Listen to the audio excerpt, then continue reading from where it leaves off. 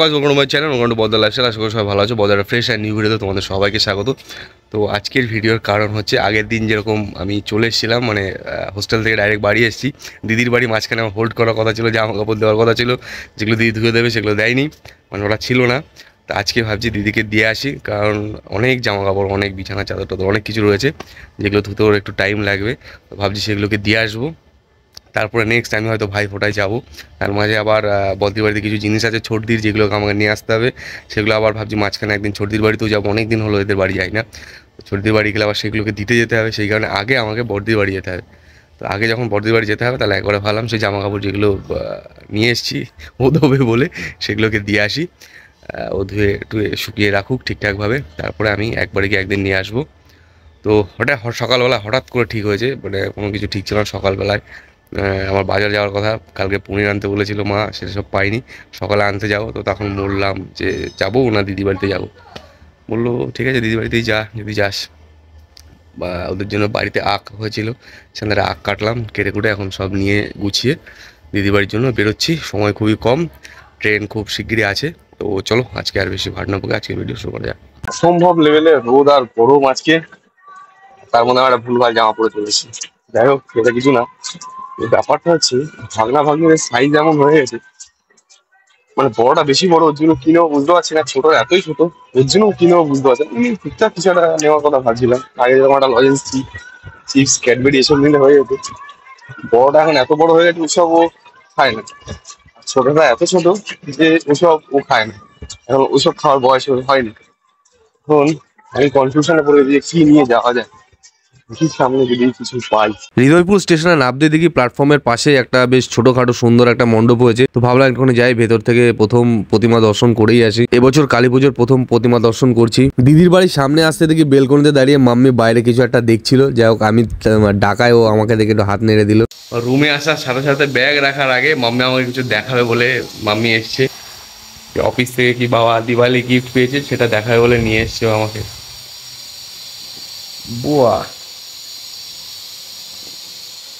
এইটা হচ্ছে কি? এইটা ক্যান্ডেল, এইটা হচ্ছে রাঙ্গোলি দেওয়ার পাউডার, মানে এইটা হচ্ছে এর উপরে দিলে পাটা শেপ হবে। এইটা হচ্ছে ধূপকাঠি মতন, এটাও ধূপকাঠি। আর এইটা হচ্ছে ক্যান্ডেলের মাঝখানে কিছু দেয়, সেটা আমি জানি না, প্রথমবার পেয়েছি ওই জন্য।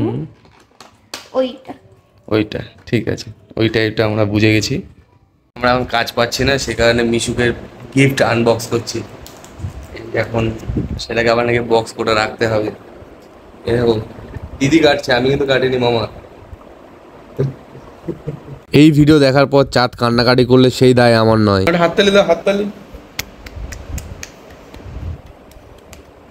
দিদি যা শিখিয়ে দিচ্ছে সেটাই করবে। প্রথমে তো আমার কোলে আসছিল না, মা রেখে দিয়ে চলে গেছে, কেঁদে দিয়েছে ভাগ করে। কি মামা, তুমি চিনতে পারছো না আমাকে? তোমাকে আমি যে খাইয়ে গেলাম। না না, তোমার দাড়িগুলো একটু কাটতে হবে। দাড়ি কাটতে হবে? কাটতে হবে দাড়ি, বেশি গোপ হয়ে গেছে। টাটা করে দাও, টাটা করে দাও, টাটা করে দাও, টাটা। ওই সামনে, হ্যাঁ টাটা করে দাও, টাটা, bye bye, see you next day. তোমার দিদিকে আমি ড্যাব দেওয়া শিখিয়েছি না? অনেক স্পিডে হয়ে গেছে।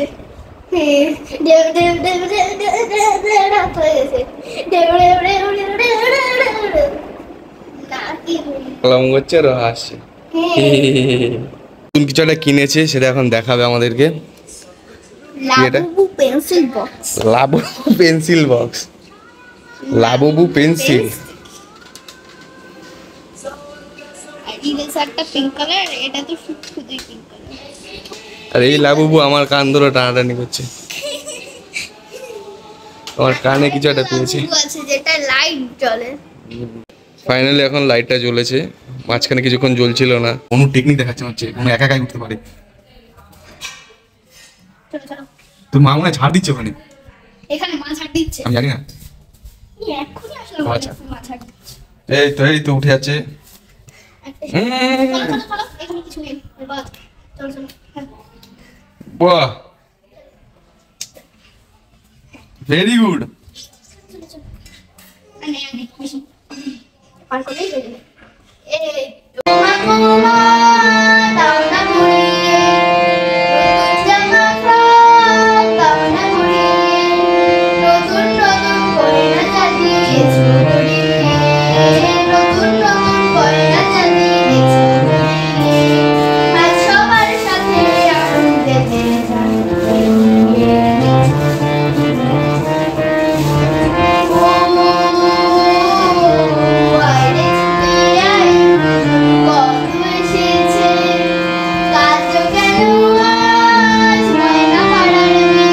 অনেকক্ষণ আগে থেকে বেরোবো করছি, বাট বেরোনো হয়নি।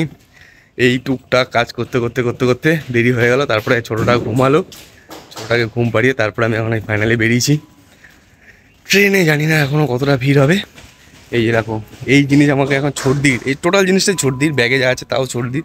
সেই সব জিনিসপত্র নিয়ে আমার আবার আজ হোক কাল হোক ছর্দির বাড়ি যেতে হবে এই সব জিনিসগুলো দিতে।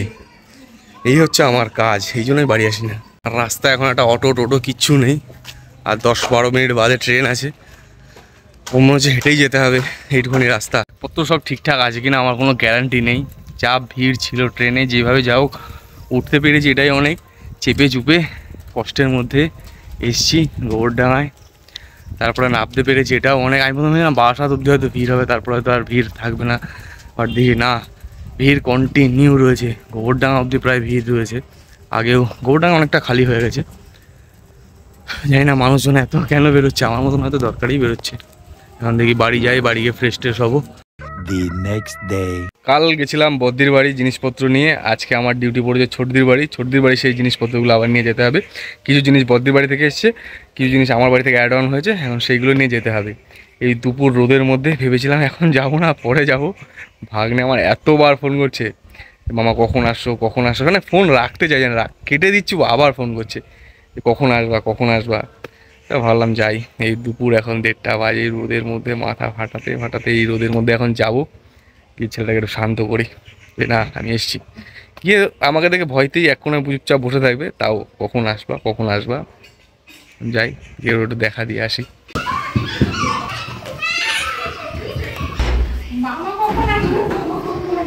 পালাচ্ছিস কেন এবার?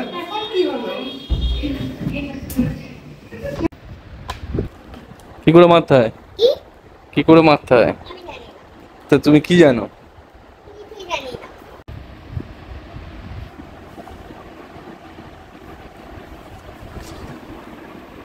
মার।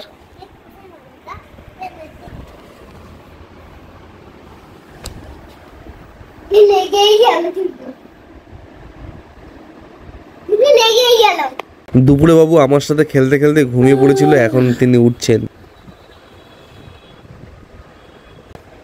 বাজি ফাটাবে, বাজি ফাটাবে না,